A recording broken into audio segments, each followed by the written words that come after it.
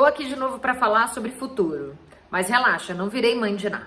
Nessa última semana a gente tem estudado muito sobre as tendências do que a gente vai encontrar quando essa realidade de distanciamento, isolamento social terminar e a gente retomar a normalidade.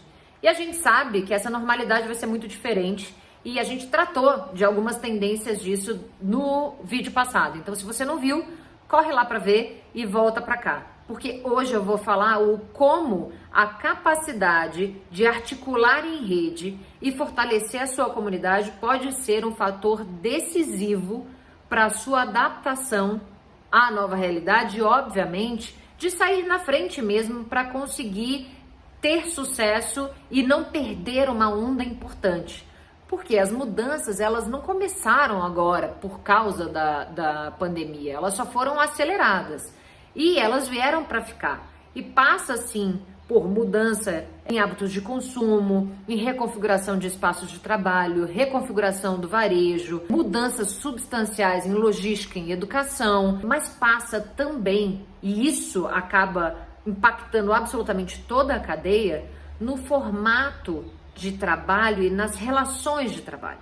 E aí eu quero estressar aqui um pouco com vocês essa capacidade de articulação em rede e como ela pode te ajudar a se preparar para continuar produzindo e crescendo, independente do que vai acontecer em termos econômicos em relação a essa crise, tá?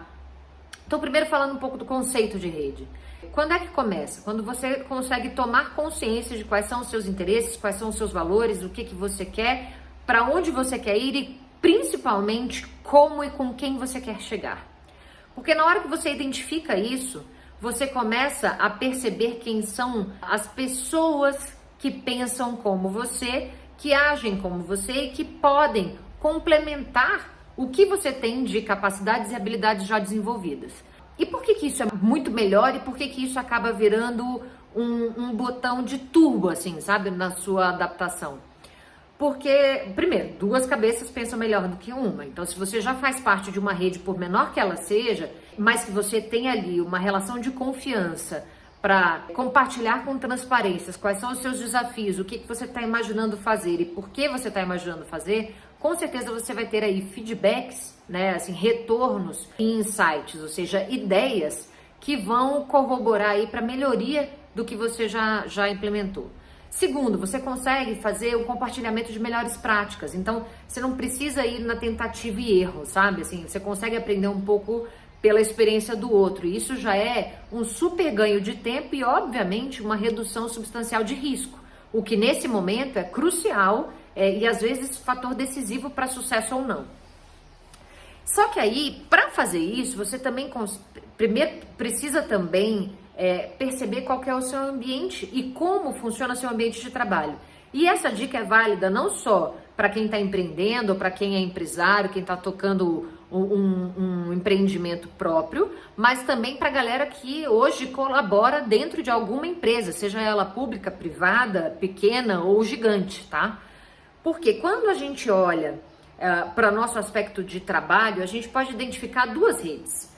Uma é a rede fria, que é aquela que vem de organograma, né? Que ela é construída por meio de cargos e hierarquias, enfim. É uma relação, ela existe, mas ela foi, entre aspas, imposta. A outra coisa é o que a gente chama de rede quente. E essa rede quente é a rede que é formada no café, no happy hour, no almoço, quase naquelas sessões de descompressão ou terapia no meio do dia. Então, essa é a rede que é formada a partir da iniciativa das pessoas e que identificam entre elas os seus objetivos comuns. E normalmente é daí que saem as ideias mais inovadoras, as ideias mais criativas e que normalmente tem uma base assim mega simples, mega replicável, tanto que você vê como a Rádio Peão normalmente funciona muito melhor do que qualquer iniciativa da comunicação interna, né? Já começa por aí. E é interessante trazer essa história da Rádio Peão, por quê? Porque quando a gente vai pensar em sucesso ou não de um projeto, ou de uma venda, ou de um produto, normalmente ele está ligado ao fluxo de processos. E o fluxo de processos está intimamente ligado ao fluxo de informação. E vamos combinar que a informação na Rádio Peão funciona muito melhor. Por quê? Porque ali as pessoas se conhecem, já existem nós estabelecidos. E quando a gente fala de rede, eu tenho que falar de nós. E normalmente uma rede ela tem 3 tipos de nós. O nó central, o nó periférico e o nó ponte. Qual que é a diferença entre esses? O nó central normalmente é aquele que tem muitas conexões. Então, se eu for dar um nome para o nó central, então eu vou chamar ele de Fernando, tá? O Fernando, ele conhece um monte de gente, todo mundo tem ponte com ele. Normalmente ele vai ser aquele cara que vai estar sobrecarregado na iniciativa, na operação, ou naquele segmento, tá? Ou naquela comunidade. E aí você tem o nó Juliana, que é o nó periférico, que tem poucas conexões. E esse nó vai estar no isolamento. E aí você tem o nó Ana Beatriz, percebam que eu dei o nome dos meus 2 sócios aqui, que é o nó ponte. É ele que faz a conexão entre os nós. E o grande lance é que esses nós, eles não são fixos, né?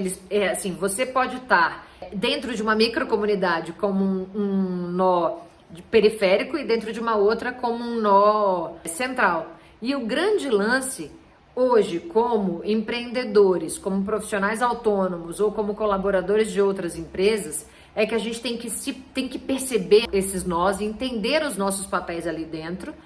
E isso vai muito além de indicadores de desempenho, isso vai muito além falando agora especificamente com os RHs, porque normalmente eles avaliam a performance do coletivo, mas eles premiam o individual, né? Eu nunca vou esquecer que aí a gente tinha lá todo ano, final de ano, uma reunião de feedback que tinha lá uma análise numérica de projetos, sucesso ou não. Só que ninguém fazia uma análise de relações, assim, o quanto de repente uma pessoa não tinha alcançado os seus próprios números, mas tinha sido crucial para que outros participantes, outros players tivessem excedido em muito os seus e que aquele ali era o melhor papel daquela pessoa.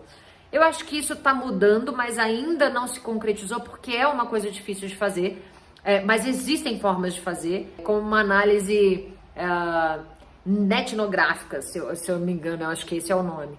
Por quê? Porque se a gente for parar para pensar, o coletivo ele é composto por indivíduos, mas o indivíduo não é definido pelo coletivo, porque ele pode ter papéis diferentes, né, em cada um deles. Então é importante olhar para as pessoas e isso me dá um gancho. Perceba, eu vim aqui um pouco de articulação de rede, fortalecimento de comunidade, redução de riscos e custos, para um processo de concepção, construção e implementação de projetos de forma colaborativa, para culminar no que eu acho que não é um assunto novo, é algo que a gente já discute há algum tempo, mas que eu ainda vejo, inclusive, grandes empresas patinando, mas isso é o que eu acho que vai estar cada vez mais acelerado, que é a história do capitalismo consciente. Então, se a gente for parar para pensar, algumas empresas já estão adequadas àquele lance de eu tenho um propósito maior, não é só sobre fazer grana, nem dar retorno para acionistas. Eu tenho uma integração com os meus stakeholders, eu tenho lideranças conscientes, eu tenho gestão e tenho cultura consciente e tal. Mas no resumo da ópera, quando você vai lá olhar e vai espremer mesmo os processos, você vê que essas mesmas empresas não conseguem desdobrar isso para todas as suas relações. Por quê? Uma coisa é ter lá uma causa, um propósito muito maior, falar que você tem uma consciência do que a gente chama do tripé de sustentabilidade, né, que é o social, o econômico e o ambiental, mas ao mesmo tempo você é uma companhia que instituiu uma área de compras que faz pagamento em 120, 180, 220 dias. Cara, se você está falando com um pequeno e um médio fornecedor, você quebra o cara com esse tipo de negociação, você não dá possibilidade para ele. Outra coisa é você falar, não, mas eu sou uma empresa consciente porque agora, nesse momento de pandemia, eu estou fazendo álcool gel e estou fazendo máscaras de proteção para distribuir para os hospitais públicos. Cara, muito legal que você esteja fazendo isso, melhor que você esteja fazendo isso do que nada, mas em saindo dessa crise, o que adianta você ter feito isso agora e nas suas campanhas de comunicação você ainda usar, por exemplo, a mulher como um objeto para uma venda por convencimento. O que adianta você falar que você acolhe os seus colaboradores, que você entende que eles são o seu maior ativo, e quando você for olhar o seu nível de direção, né, o C-level, você tem pouca diversidade, você tem poucas mulheres e não tem basicamente nenhuma outra etnia, a não ser os homens brancos de meia idade para cima. Então eu acho que são coisas que, quando a gente começa a articular a rede, construir comunidade, você consegue começar a entender pormenores do que é esse tal capitalismo consciente e já conseguir se encaixar nesse cenário, e que tem mudanças muito rápidas, que tem ainda uma série de incertezas, mas que você consegue rapidamente se adequar.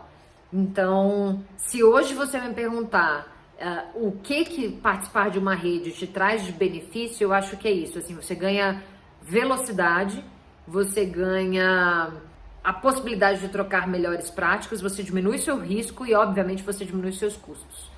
Então, eu vou aproveitar pela primeira vez, convidar, porque se você ainda não é assinante do canal, assina para poder ser notificado de todos os vídeos, porque toda semana a gente traz alguns dos conteúdos que a gente discutiu nas nossas consultorias, na nossa própria rede, ou como inclusive indicações da galera que tá aqui. Se você curtiu e conseguiu se cadastrar, compartilha, por favor, porque a gente precisa ganhar relevância. E segue a gente, porque tem Instagram, você pode assinar a newsletter, que é o 55 Tips lá no site. Então, dá essa força, porque a gente, ganhando aqui capilaridade, a gente consegue identificar mais pessoas que estão na mesma vibe que a gente. E se você tá numa vibe que já entendeu que o futuro é remoto, né? Que independente se você é um profissional autônomo ou colaborador de uma empresa, essa história de ter que ficar batendo ponto, indo todo dia para o mesmo lugar, não vai ser mais uma realidade. Que é legal você ter diversidade de opiniões, pensamentos e ter uma rede que de fato te dê segurança para poder trocar dados sensíveis da sua vida profissional, das suas próprias iniciativas, para poder ganhar tempo e tal. E ainda acha que são as redes quentes que podem gerar os melhores negócios, eu te faço um convite. 55 Lab Club tá com aplicações abertas, então você pode entrar no site, se cadastrar. Você vai ter que preencher um formulário rápido pra gente ver se a gente tá na mesma vibe, porque são poucas vagas, infelizmente a gente não vai conseguir atender todo mundo, mas existe a possibilidade real de você ser um dos membros fundadores do que a gente chama os Forever Beta, que a gente tá sempre em constante mudança. E é isso, pessoal. Eu acho que eu já fiz todos os jabás possíveis. Eu vou me preparar porque agora eu tenho live. A gente se vê.